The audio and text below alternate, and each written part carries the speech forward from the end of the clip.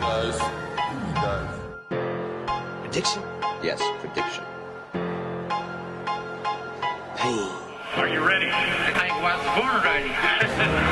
Obviously, you're a little, aggravated by the line of questioning regarding Canelo. I don't want to touch this, dirty, so bad. I don't want to touch his name.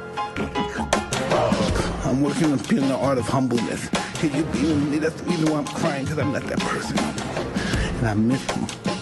But sometimes I feel like a bitch. I don't want that person to come out, because when he comes out, hell is coming with him. And it's not funny at all. It must sound cool, like I'm a tough guy. It's just I hate that. I'm scared. It would be awesome to, being a great warrior. Maybe with a Mexican. Oh! Let's go! Wait, pop!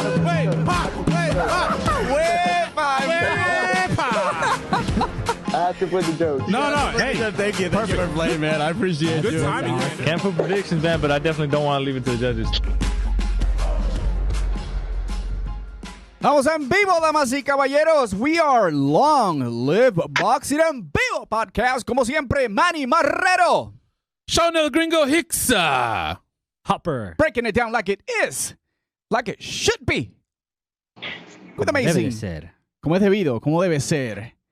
Pretty excited times, ladies and gentlemen. Thank you so much for all your shares and follows. We appreciate your support over the social medias. We got a lot of good stuff today. We got 3 episodes right now that we're about to get started at this point. And guess what? What do we have? I always love to talk to champions. I do too, man. Oh, you're welcome. Oh, no. not eating champion. Hot dog eating champion in the house, baby. Circa 2004. Man, what a run. I'm sure. Undefeated. Yeah. Never lost. Oh, Didn't make weight. No, but I'm talking about boxing champs. Oh, boxing champ. Okay. Yes, the real deal. I like it. Who do we have on the line, Manny? Man, this is very interesting. It's an honor to have him with us. Alfonso El Tigre Lopez. In the house. In the house. Thank you so much Let's for being go. with us today. I appreciate your support, man. You're doing great things down there, man. Literally. How are you feeling at this point? Because, you're promoting, you're boxing, you're dad, you're everything. You're fighting in barns, tell me putting out about fires, saving cats and trees. Also sparring with the locals here, Listo Alacranes and Hector Sweat Boxing Gym. Yeah. Oh, yeah. I know. I stay busy, and I wear a lot of hats, but we stay busy. I'm having a good time. Training camp is going well. I'm excited. I feel great. I can't really complain about anything. Just kind of, counting down the days. Yeah, you have a big fight, counting down the days big days. A stellar matchup with El Gilberto, El Zurdo Ramirez. He's 40-0. What are your thoughts about that fight? It's going to be an exciting fight. I think it's going to be fan friendly. He comes forward. He likes to put a lot of pressure on guys and throws lots of punches. We've seen him, but we haven't really seen him as a legitimately, real light heavyweight. You know what I mean? He fought Carpensi, nothing against Carpensi, but, Carpensi been out of the ring for a while and kind of stood there and played the role. There's not going to be no role playing here with me. Excellent. Oh no! Yeah. Straight to business.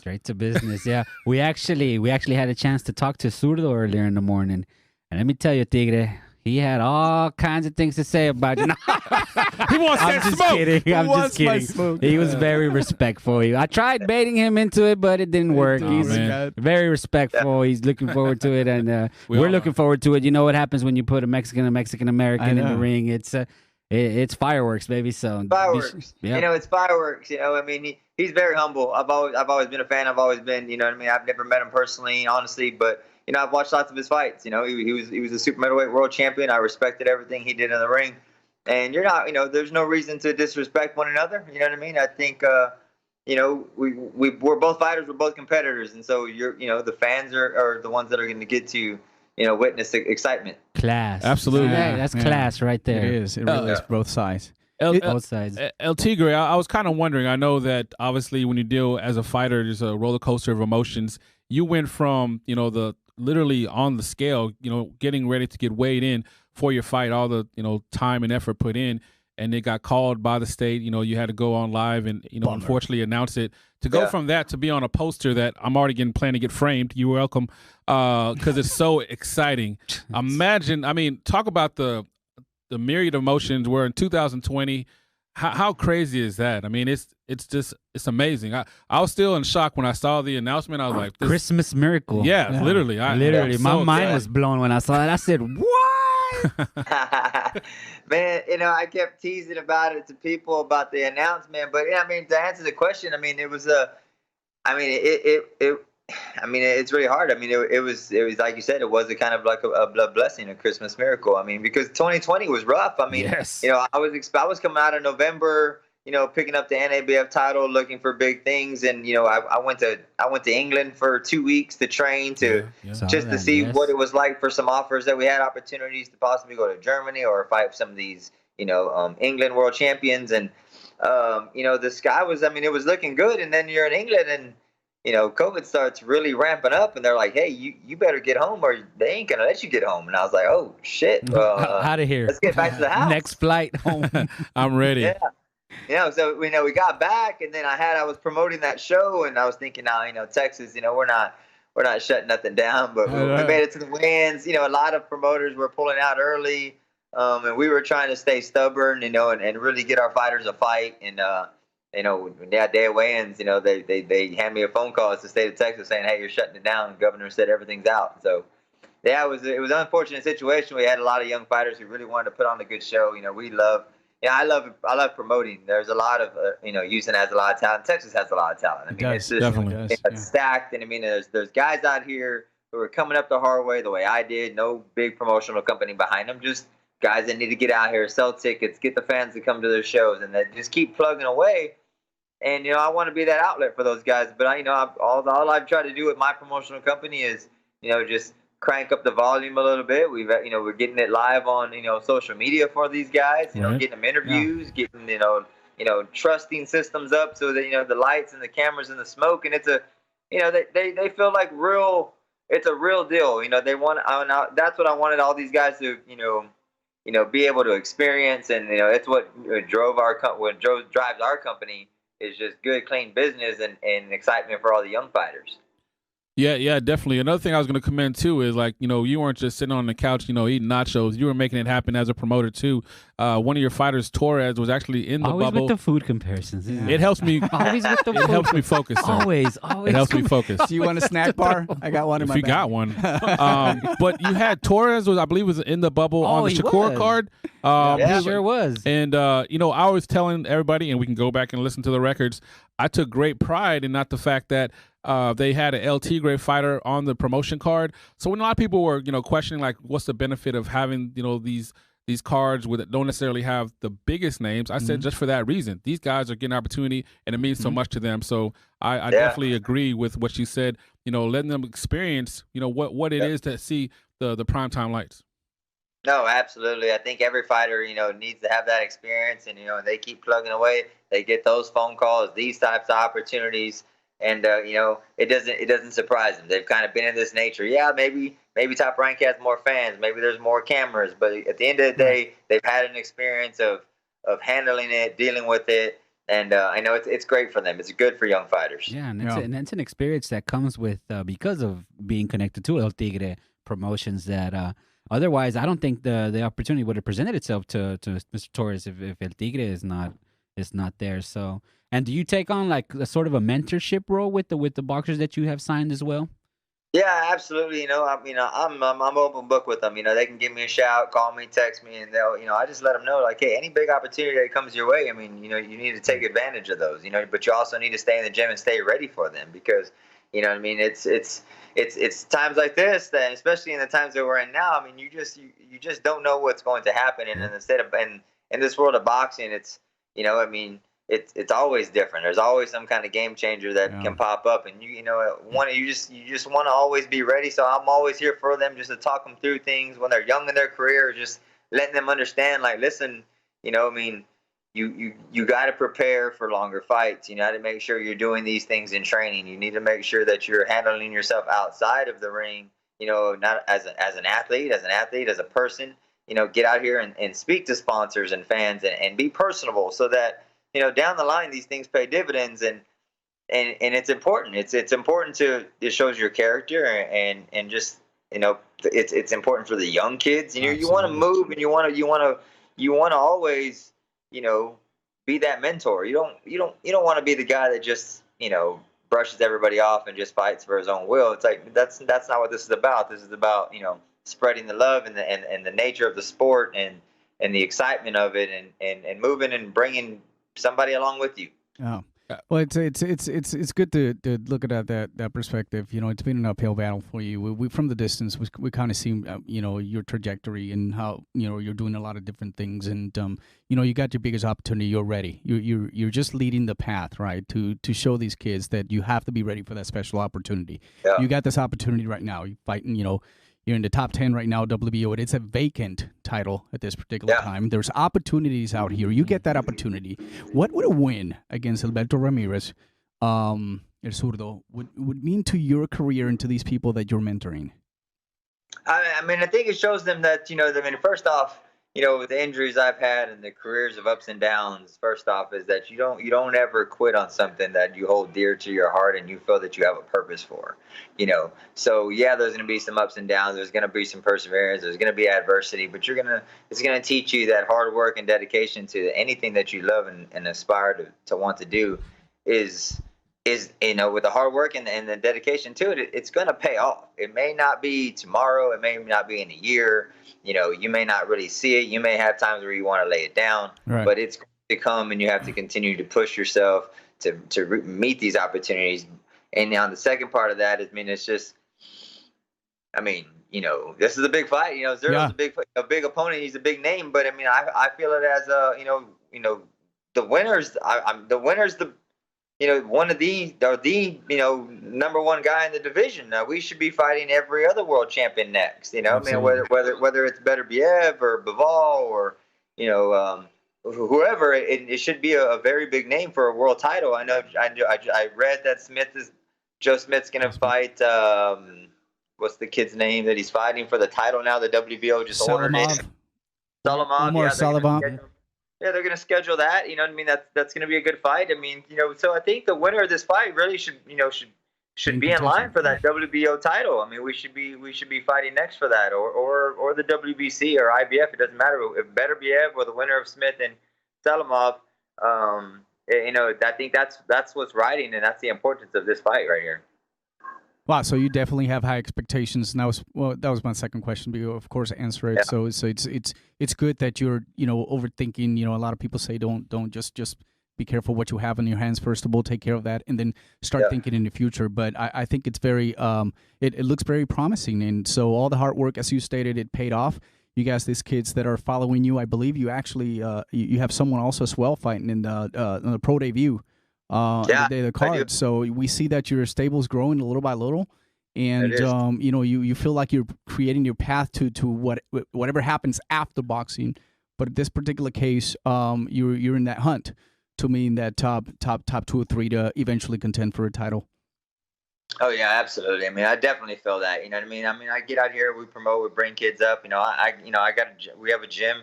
We're training fighters, and then I shut it down. We had personal clients and fighters that I was having in the amateurs that were building up to fight and groom. We got them on the undercards. But at the end of the day, when you get these opportunities, you put those things aside and you focus on what you need to get taken care of. For me, This is my opportunity. The things things I stress to them to always be ready for. This is my opportunity to give it 100%. I've made some. Even down to my kids. And I know you mentioned, being a dad. Yeah. Right. I tell my kids, it's like, hey, Dad, I'm not gonna be showing up to every practice. I ain't gonna be showing up to every lesson that you have to go to or game or whatnot. But I'm gonna focus on me. I'm gonna get up early, and I'm up early in the mornings. I'm training hard. I'm gonna recover my body and eat right. I'm gonna get lots of sleep. And the things I stress to them as athletes, because both my kids are athletes. I stress it to them. They know the importance of it, and they understand it. And I'm blessed that I have 2 great kids, and they're doing a good job. But right now, I'm staying, locked in, and and they get it, and that's another important thing that you tell fighters, as they're developing. I always, they have to, they have to be able to get that time where they're dialed in on themselves. It's I guess you can claim it's a little bit of a selfish sport, but man, no one else is getting in there with you. It's you versus and it's you versus that opponent, and so at the end of the day, you better be doing the things that you need to do for you, because you're the one fighting. Yep, stay ready, stay ready. Yeah, definitely. And how old are your kids, Tigre? And what sports do you have them? Are they boxing también or no? My daughter's 17. She just turned 17, and she plays softball. She's a softball player. Oh, cool. She just committed to the University of Syracuse. Oh wow! Oh, wow. Yeah, she's definitely better than me. Yeah, for sure. Yeah. I play. We play little old league softball. We play beer leagues, so yeah, she's a little better than Hopper. I think a little bit. No, a lot of it. It's a fastball. It's a softball fastball. Yeah, no, she's very good. And my son, he's 11. He just he's playing. He plays baseball. He really is heavy on the baseball, but he's done a little bit of boxing. He hadn't competed. He's been in the gym with me a little bit. He loves the sport, but I'd like to see him do other things before he started trying to get hit in the head so young. Yeah, right. Definitely. So I pushed him to a baseball, and then I know that's kind of where his love is. But man, he's special. He loves school, but he loves to play baseball, and he's at 10, 11 years old, he's trying to chase his sister. Well, he did hit a home run before her, so he oh wow, bragging rights. 10, forever. He hit when he was 10 years old, and so he got to get on her a little bit about that. Oh, that's impressive, man! Congratulations on the. That's awesome. That's awesome. And I appreciate it, but no, they do a great job. They're athletes, so it's easy to understand. When they know that Dad's fixing to dial in and do his thing, they get it, because I stress the same things to them. They got to push themselves, and it's not just it's everybody. That's my clients. That's my That's the reason to get up and start running. When I gym, I got clients come in. They're running large companies. You know what I mean? They come in for to keep their minds right. Mm-hmm. They need a little bit of energy and working out, and then we're talking boxing, we're talking anything, and it's for everybody. It's just you dial in on what you need to get done and taken care of. Yeah, listen up, people. Yeah. Pay attention. Yeah, absolutely. Pay attention. Speaking of pay attention, I was paying attention on social media, and I was surprised. Yeah, I'm not just saying this, El Tigre, but people are actually doubting you, and they got you all fired up, talking trash, questioning your ability and heart. That completely surprised me, because you're definitely one of those fighters that bring it every single time. You mean boxing fans? Boxing fans don't know what they're talking about. But there's boxing fans. They're so civil. They're so polite. Really? They're not haters at all. They're completely knowledgeable about everything. And they can and logical. We think we know it all, right? And they work up game plans better than boxers' corners. Right. So all the time. I thought I was a known fact. I don't believe it. Not the boxing fans. But the thing about it was, to me, El Tigre, is that's a known thing. We were tongue in cheek what we were talking about, but a lot of the boxing fans don't know what the hell they're talking about. What was it about the comments that bothered you so much, knowing that did it seem more personable, or was it more than you expected, or it's kind of like a combination, or you're just fired up and ready to kick some ass? Man, at the end of the day, I don't spend I spend a little bit of time on social media. I don't really go down the wormhole of reading everybody's comments. But when you had a big fight like this and you post some things, you subject yourself as an athlete to these things. But at the end of the day, I read a couple of comments. People, man, this, what does Zerto do? This is an easy fight. Lopez is gonna get knocked out real easy, And then in the interview, I was just out of the gym. I just finished training. And I sat there. The guy called me, wanted to do an interview. He called me the night before and told me he was a friend of Zerto's. They wanted to, get a little interview in. I was like, all right, I'll give you a shout when I get out of the gym. And when you're in the gym and you got that endorphin rush and you're on a high from just working out extremely hard and pushing yourself, I sat there and his question was just, I took it a little bit, not really from him, but just the kind of the way he said it, threw me for a loop, because it was like, ever since this fight was announced, people have been bashing the competition for Zerto. What kind of style do you think you can even bring to to him that can beat him? And I was like, style, like Like, bitch, I don't got no style. I'm a fucking competitor. I'm here to fucking fight. I got two freaking hands it, with gloves and I always tell people, man, I tell you, once I lose it, oh, you're in trouble, man. It's oh yeah, that guy was in trouble. Yeah. Yeah. Wow. That was but like like I said, it's the competitive fire definitely came out, and I was saying, you know what, that's not a sale job. I mean, he's being El Tigre right now, and I love it. Yeah. I think it is putting people on notice for those that do question and doubt, which they shouldn't, what you're going to bring as far as heart, competitive nature, and just you bring A game, because definitely, like you said, you've been in this division for a long time, putting in work against tough competition, so yeah, Gilberto has the 40-0 record, but he hasn't been in the light heavyweight. He hasn't been in those waters as long as you have. He's coming to he's coming to your part of territory. He's coming to your territory. Yeah, he's definitely coming to he's definitely coming to the division where I'm the champion. Boys. You know what I mean? Right.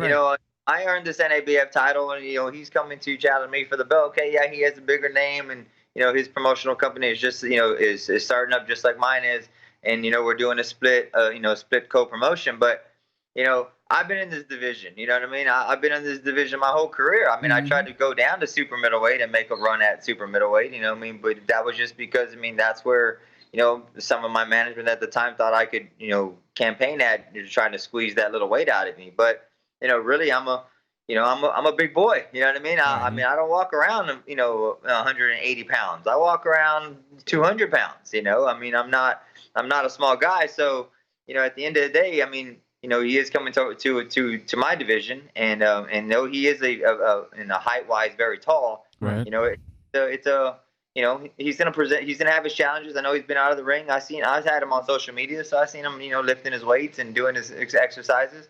But at the end of the day, when we get in there and we start pushing on each other, hitting on each other, that's when we're gonna find out who the real bigger guy is. Right. Yeah, absolutely. And that's a great point that you brought up, El Tigre. Again, looking at the glass half full, I was actually expecting you to get backlash because he had been out the ring and he wasn't as familiar in the waters of that division.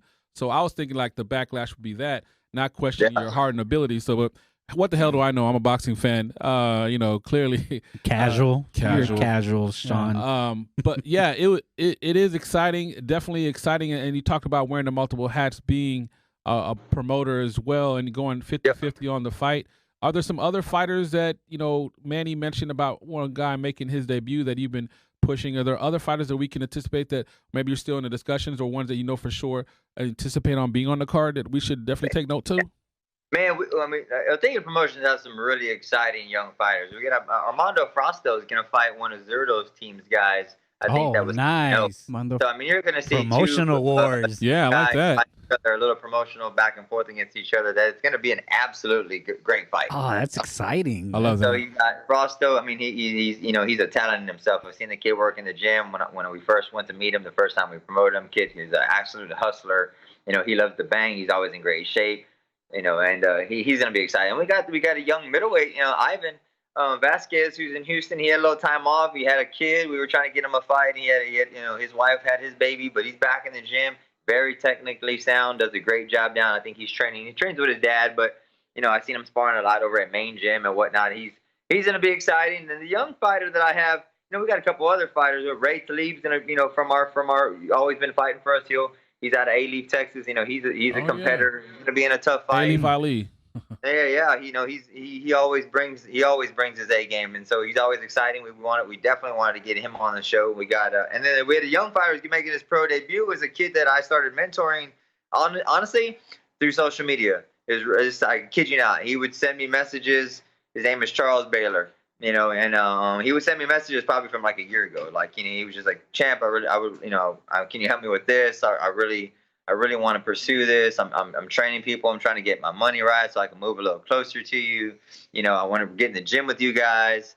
And I would just encourage him to keep pushing, keep working on what he's doing. And he sent me messages for about a year. Finally popped up into our gym where I run private sessions, and he was like, "Man, I'm in. I'm down. I want to come." And I was like, "All right." So we started working, and he's an absolute talent, an absolute talent. So he was a southpaw, and he's a tall kid, and he's long, and what division? He looks the part, and he's probably going to fight at 165 pounds right now. Okay.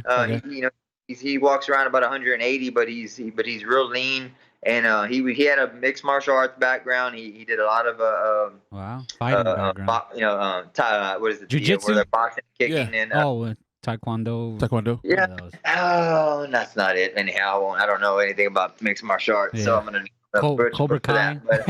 But yeah, but he's a fighter, and he had a lot of close friends. When I'm following him on social media, he was always sparring with really good fighters in Houston. I'm talking about some of the best guys, Christian Montano. He was out there sparring with him, and he was just traveling, learning his craft in Houston. And so when I got a hold of him, man, I started taking him, and I started driving him to the gym with me, and I started taking him all the training camps, and he started working with my trainers, and he's really progressed. I'm excited for him. He's going to do a fabulous job, and he just has that will to just change his life through boxing. And unfortunately, in this sport, those are the guys, the Mike Tysons of the world that actually somebody finds from nothing and brings and changes their life because they have that dedicated work ethic. Right. He reminds me of, he has that kind of work ethic. He has that kind of passion for what he does, and he's not going to quit. And so I'm excited for him. And he's one that I'll always talk about because his story resonates with me with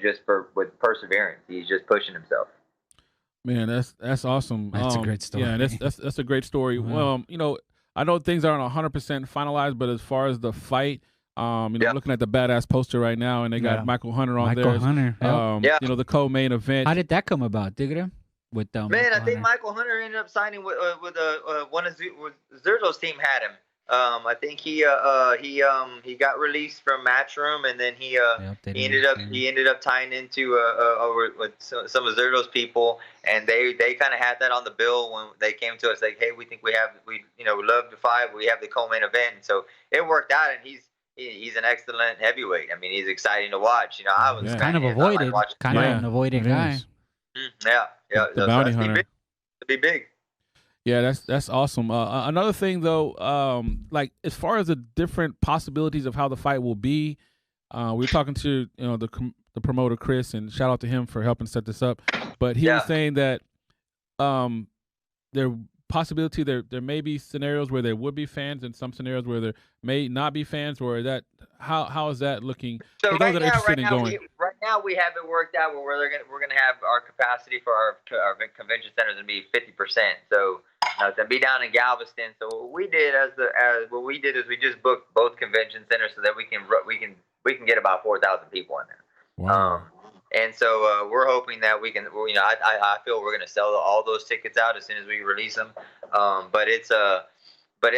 now the plan is we're going to have 50% capacity. So we just booked both convention centers, opened up the whole thing, and we're fixing to try to squeeze in as many people as we can. We have a great plan, COVID plan that we worked on. Every meeting all board across the board, everything that the state wants to see, and we're excited because I know fans are excited to get back to boxing. Absolutely. I mean, everybody. Definitely. I know we were top ranking.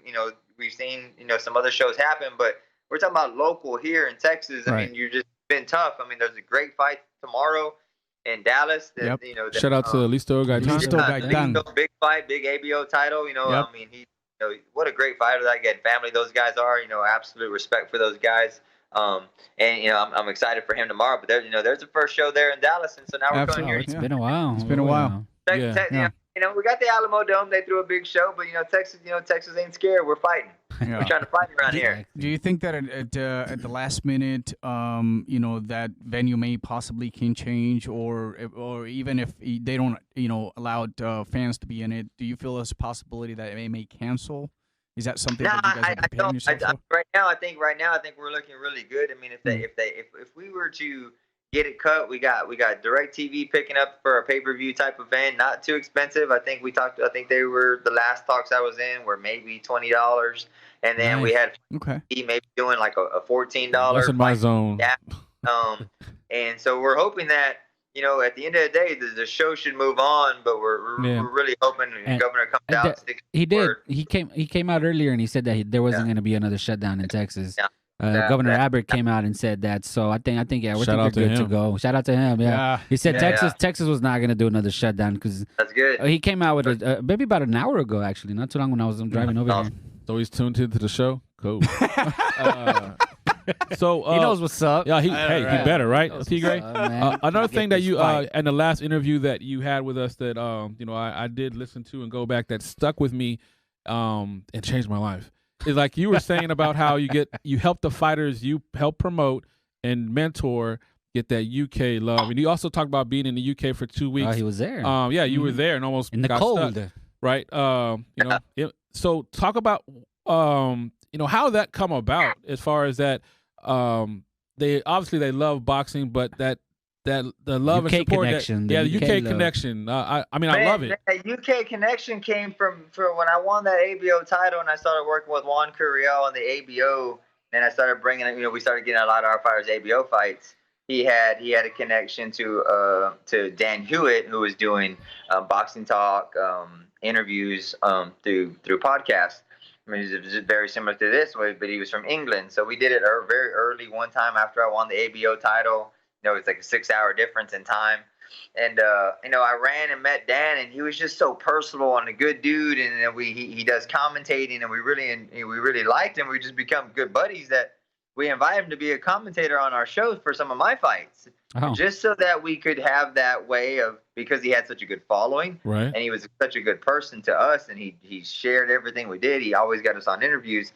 We were like, man, to reach the UK fans, for us to get our fighters more exposure, to get myself more exposure, we need to bring Dan him to Texas. We need to get him to the States. We need to get him commentating on our shows. And really so he can spread the love get our name, El Tigre brand, ALFONSO LOPEZ brand, right, established in the UK. That's really how it came about. And Dan did a fabulous job. Big shout out to him for doing such a fabulous job and being such a good friend. Right. And then I talked about, I had some offers to fight guys, and it was I won't even remember the guy's name. It was in Germany. I was just getting some BS offers through social media, and I was like, man, what's the time difference like that over there in Germany, man? Like, I need, if I'm gonna travel over there, what's it gonna feel like? Well, I started talking to my good buddies who travel a lot, and they're like, dude, the jet lag is real. And I was like, nah, it ain't that bad. I had never traveled before, so I had no idea. Really? So they were like, nah, man, you better go experience that before you try to do it. And so I was like, all right. So I called Dan, and we set up a little tour of sparring in England and some of the best gyms in the area. I went from Stoke, England, and then I went over to near Manchester and worked with some guys there, and then ended up finishing up in England with over in London, with Daniel Aziz at the Peacock Gym over where Anthony Yard was kind of holding his training camps at. So I was trying to squeeze in. I tried to get Yard's people to join us in the sparring. We really couldn't, but Daniel Aziz couldn't, or they didn't want it. They didn't want that smoke. They want that Texas smoke. Texas smoke. So no! They had another light heavyweight. They had the English champion in there, and he was such a great guy. We got in great 6 rounds of sparring there at Peacock Gym, which is just a famous gym with the history that they have in there was amazing. So I handled that, and we did that, and then I just kind of hung out. Me and the girlfriend did the tour. Once I knocked out, me and my girl, we just toured the whole London city, and cruised around and experienced just the life there and the culture there. But honestly, it was important that I went to do it because, man, it took me a week, and it took like 8-9 days to acclimate. The first sparring session I had, which was like the 8th day I was there, man, I couldn't even function. Really? I mean, I couldn't. You couldn't think fast enough. It was like you were in a brain fog. It was real. Like you were just, I couldn't. I mean, don't get me wrong. I did a good job of sparring. I'm not no pussy, but Right. But I was like, you'll man, suck it up. That was bad. Like, God, why did my head hurt so bad? And then the a couple of days later, it was like my 11th day there. I don't know. I had same thing. I still didn't. I felt a little better, but I still wasn't right. And then about the Peacock Gym, where it was almost my 2nd week there, I felt a little better, but. Man, I was thinking like, these offers that come in, they're like, yeah, we'll bring you in a week before, and they do that on purpose. Like, you would feel really bad. You sneaky son of I know, right? Bastard. You're confident. I'm gonna go there and whoop some ass, and all of a sudden, Yeah, so, damn. I don't know. Yeah, it was tough. So I was glad that we experienced that, just because it was important, and I had really good friends, a really good team, and my sponsors that do a lot of traveling, that were from England. as my buddy Thomas Manners and his dad Mike Manners, they're from England. They got your back. Cool. We stayed with his mom and his grandparents up there, and I ate all the good food up there. All the fish and chips. Yeah. Awesome. All the It was a crumpets. good time. No, that's great. And thank you for laying that all out. And I did remember seeing on social media you were posting as far as you were doing the sparring tour, as you said. And that is a good point because, as we predict and feel confident that you're going to come out victorious on December 19th for those that are listening, talking to Alfonso El Tigre Lopez fighting Gilberto Zordo Ramirez. And we feel good about that fight. So when you come out victorious and that you become the new WBO champion, Or you may have fighting for the WBO. Yeah, fighting for the WBO eventually. Yeah. You may have to, in fact, take people up on those, fighting across the world, and now you know kind of what to expect. Next time you won't just be looking to spar yard. You might actually have to fight them. And then if you look at the landscape in the light heavyweight division, a lot of those guys are tied up with Top Rank. So it might be, you might just end up here fighting in the States. Yeah, absolutely. Everybody is kind of tied into Top Rank. They got really control over the Smith, and and so besides Bivol, I think he's the only one that is kind of out there on his own. Yeah. But even at that, I think. But even with him, he's with the zone, right? He's with. They're still trying. Yeah, he's with his own. They're trying to still fight him in the States. So I don't feel like we'd have to really go anywhere. Leaning, looking forward. I hope that we don't. No matter what happens on the 19th, I think that what happens is we probably stay in Texas.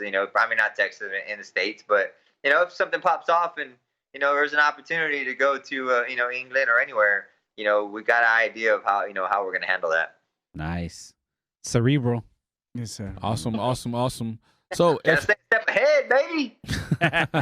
So again, as far as as we inch closer to the fight, as this big way to kind of start and end 2020 and begin 2021 for those that are wanting to see the fight, want to watch the fight. You talked about potentially on pay-per-view for a good reasonable rate, or maybe have the luxury of being able to go see it live. What can fighters and fight fans anticipate when they come see you that maybe they haven't seen you fight in person or haven't seen you recently? And what can that's shame on them. What can they anticipate? About it. It's like, oh, who's that? Yeah. Man, I mean, if they're coming, being that we're in Texas, but if you're watching live from around the world, haven't seen me fight, which a lot of these people, you get on there and they're claiming they never even heard of El Tigre or whatever, it's like, man, this is the pride of Texas here. What are you talking about? You shit about boxing. I was clown season. I was going off, but now, I mean, I think, at the end of the day, I'm like I said, I'm a competitor. So when they come to watch it, you're gonna see work ethic. You're gonna see, discipline. You're gonna see, intensity. But in all those things, I'm a smart fighter. I'm not gonna do anything reckless. I'm gonna break guys down. I feel like I'm getting better with age. Everybody talks about age. And when I talk gets about better. It gets better. Father time. Stuff the right way, you get better with age. Exactly. Like fine wine. Yeah, that's what they say.